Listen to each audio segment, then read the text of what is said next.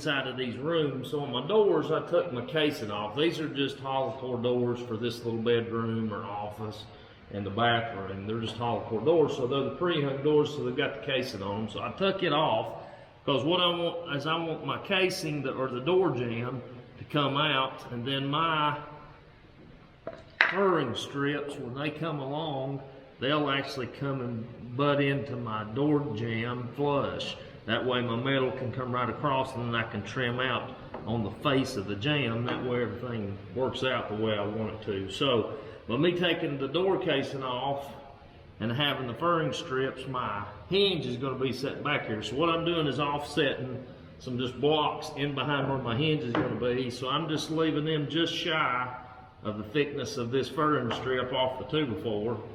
That way, when I come in to screw my door off, I'll have some meat out here to catch a screw, and then this won't interfere with my door and my trim.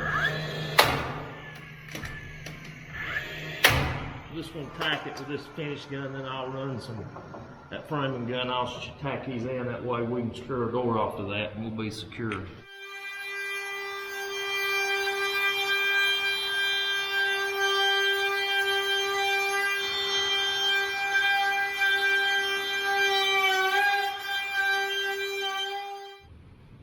These little cordless routers, they're not good for real heavy routing if you run the big bit, but just little old trim jobs, they work pretty good. What I had to do is where the screws are sticking out for my hinges coming through my casing, they were hitting my blocks here, wouldn't allow that door to go all the way up. My door's pretty plumb. It's about a 1/16 out up here at the top, so I can put this little shim behind it, but that 3/4 inch block pretty much centers my door up in the opening. So this will, since my door is going to be setting out the width of that furring strip, that'll let those screws clear, and then I can come back in and drive along the screw in and secure that door to the frame, but that'll pretty well secure me on this side. So let's see if we can stick it in there. Okay, here's where an extra set of hands would be helpful. I've took the casing off, so I don't have anything to control it frontwards and backwards, so.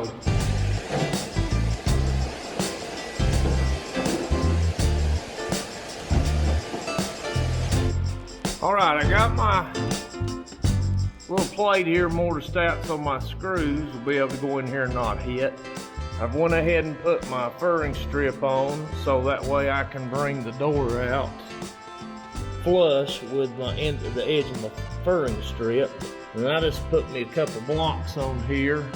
That way it'll keep my door up against and keep it flush with that furring strip. So I'll go on the other side.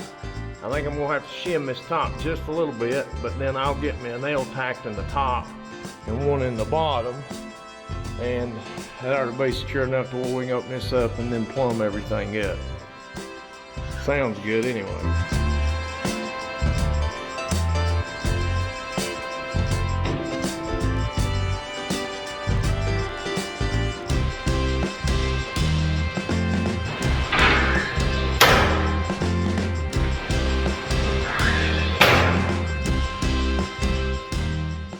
I got it wrestled in there. Now for the test.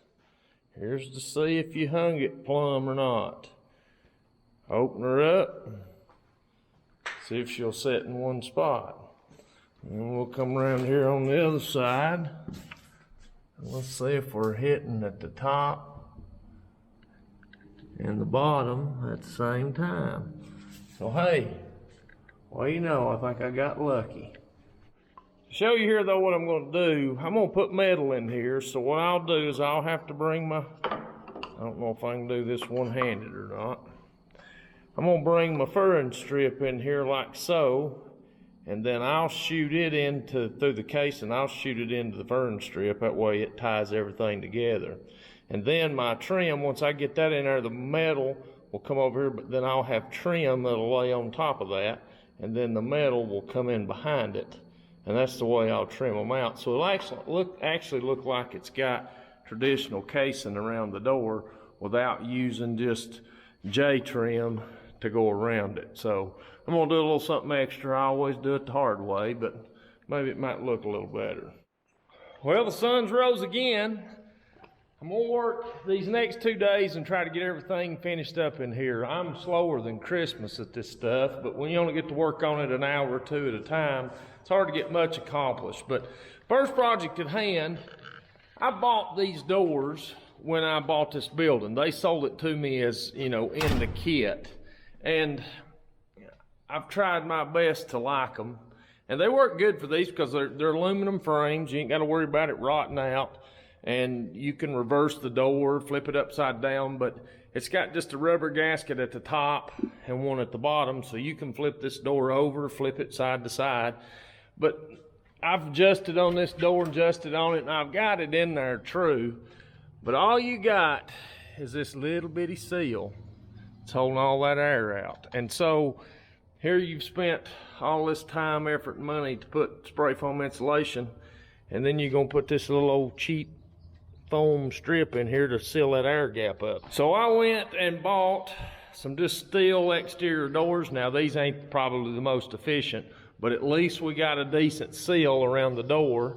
And so I'm going to pop the brick mold off of it because I will trim the outside with PVC. I don't want that because the wind hits the backside of the building and it'll end up rotting this out, in which in time it'll get me here probably, but I'll make sure I silicone that joint really well to prevent that water from getting back in there and get a good coat of paint on it. Well, let's tear the old one out, or the old new one out, and I may use that in a shed somewhere sometime. So let's tear it out and put a new one in.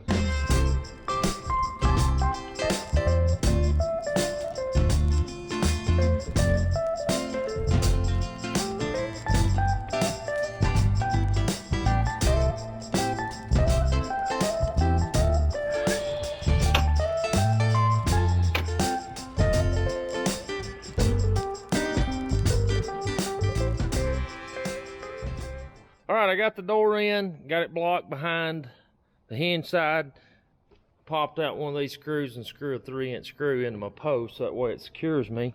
And I've just got this side plumbed up and tacked. But one little thing that I usually do, obviously you want more than just a little finish nail in here to hold this side, so I'll take that gasket back, we'll go right in here and drill a hole, and then we'll screw through our blocking back here on the back side of the door. That way we secure this side and you ain't got to worry about it going anywhere, and you don't have a big hole to fill in your trim work.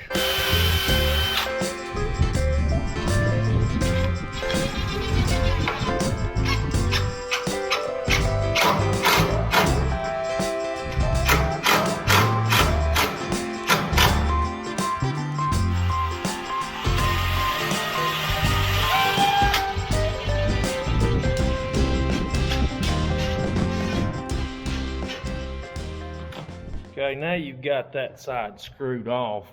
I mean, it's got this jam secure, it won't go anywhere, and all your screws are hid. Works pretty good.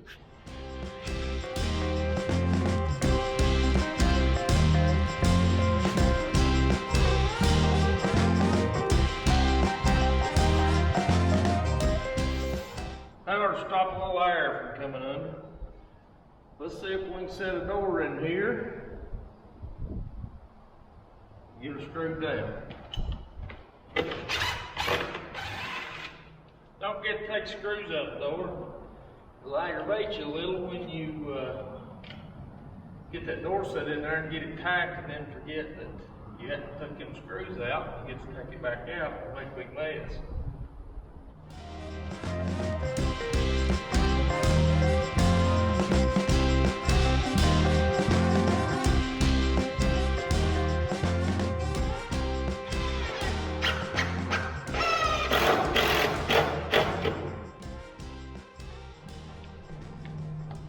All right, we got 2 doors in.